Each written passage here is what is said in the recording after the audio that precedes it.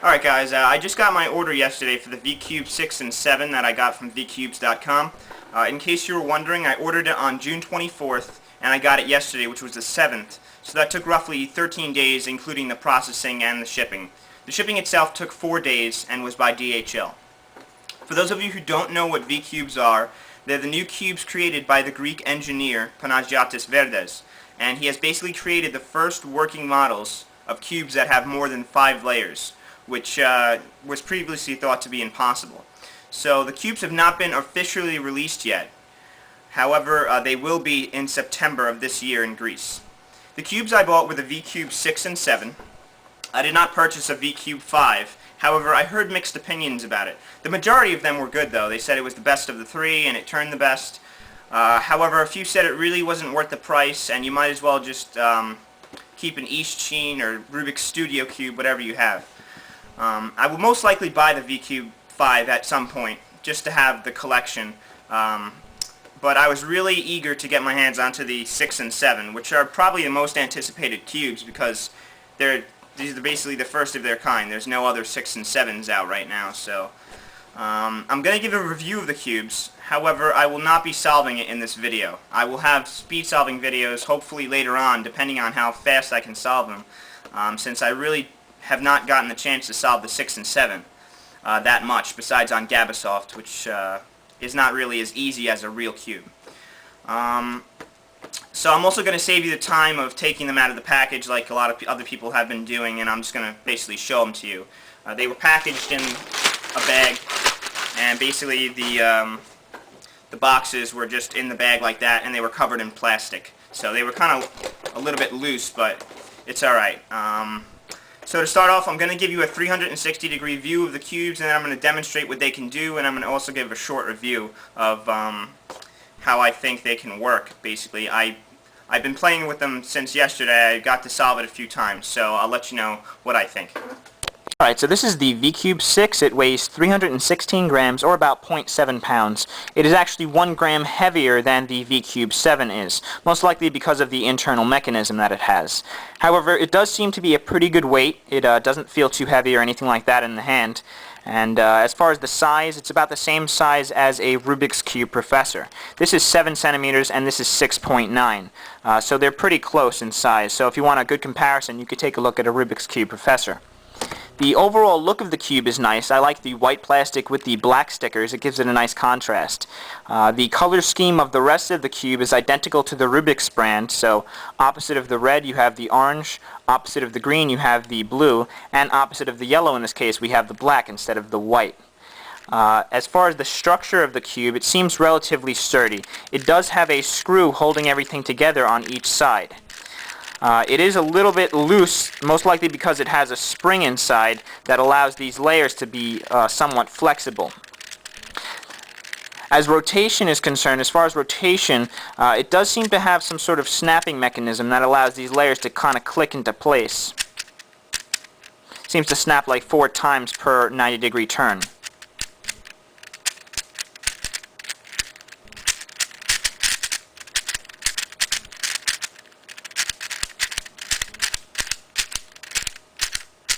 I don't know if you guys could hear that, but it basically snaps at each 90-degree turn it clicks.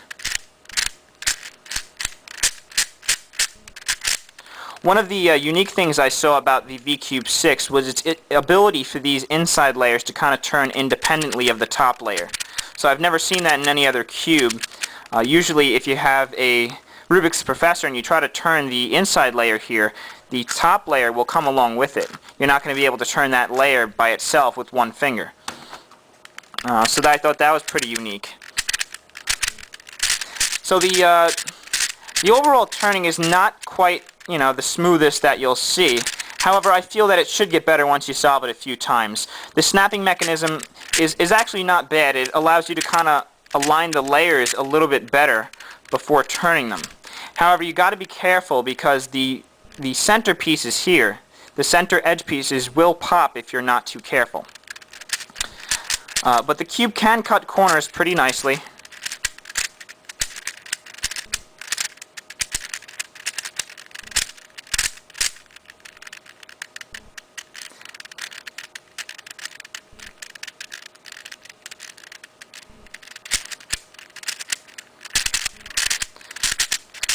Other than that, I think a little bit of breaking the cube in should be good, and you should be able to get some pretty good speed cubing times with it.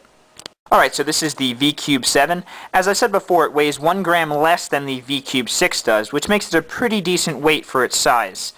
It doesn't really feel heavy at all. Because the cube is obviously a little bit larger, it says 72 millimeters on the site. I believe that is from corner to corner. Edge to edge, it's about 77 millimeters. So the larger size does require that you expand your hand a little bit, and it takes a little bit of getting used to. Overall, I like the look of the cube. I think it looks nice. The pillow shape makes it look nice as well. It makes it look a little futuristic, even though it's basically for stability issues. Any cube larger than 6x6 has to have that pillowing shape, otherwise it won't be stable enough. Upon close inspection, I did notice that some of these outer edge pieces, they did have some spacing in them. It's not that big of a deal, and I tried to squeeze them together, but I think it's pretty stable the way it is. I don't think it's really a problem. The structure overall is extremely sturdy. I mean, I'm pulling on that basically as hard as I can, and it doesn't really move. Up here, it does have a little bit of give, which is good because it allows it to turn very well. The rotation is extremely smooth, and you can cut corners like no problem at all.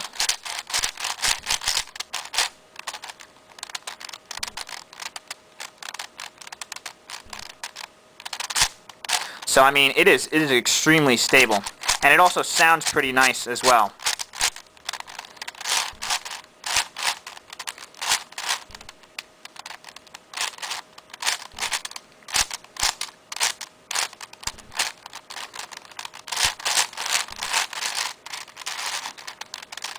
You might have seen everyone trying to do the checkerboard pattern.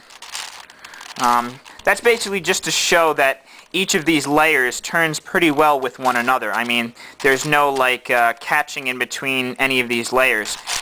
Each of them turns pretty well next to each other. So I think the cube overall is really a masterpiece. I think it's a great cube. Probably, I mean, I know some people are probably going to try to duplicate the 6 and 7 cubes, but I would say that this is going to be the best one out. It is a great cube, I would say, for speed cubing. There's really no problems with this cube at all. Occasionally, I mean, if you do try to cut it, like that, obviously you're going to get some pieces so that they're jammed.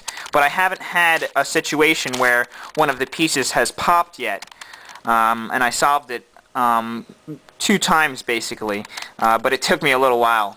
So I got to get used to solving the bigger cubes as well. Overall, I think it's a really great cube. So I kind of like it a little bit better than the 6x6 cube, but I like them both. Alright guys, so for some final thoughts on the V-Cube 6 and the V-Cube 7, I'm going to have to say that of the two, I like the V-Cube 7 better. It's just a really nice design, it's well made, it is stable, smooth, and durable.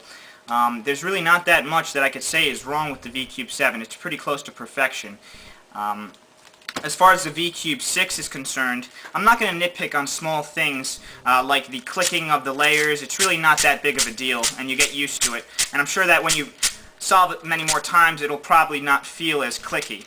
It'll probably get worn in a little bit. You just have to break it in probably.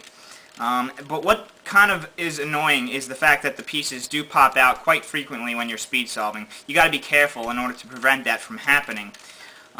But it does happen, and you have to sit there. The pieces, they fly out. You got to pick them up, put them back in. It's just a little bit annoying. Other than that, I think that the V-Cube 6 is also a good cube for speed solving. I don't think it should give that much problems. And like I said, I think that it will get better as you solve it more. Both of the cubes are really well made overall. I would have to say that both of them are worth the buy if you're going to buy it to solve it, buy it to collect it, whatever. If you enjoy solving big cubes, even with the high price tag, you might want to go with both of them. If you had to get one, then you're probably definitely going to want to get the V-Cube 7. It's just really a really well-made cube. There's not really any problems with the V-Cube 7 at all. Alright guys, so I probably will have some speed solving videos depending on how fast I am able to eventually solve the cubes. So you can check out my channel at youtube.com/robh0629. Take care.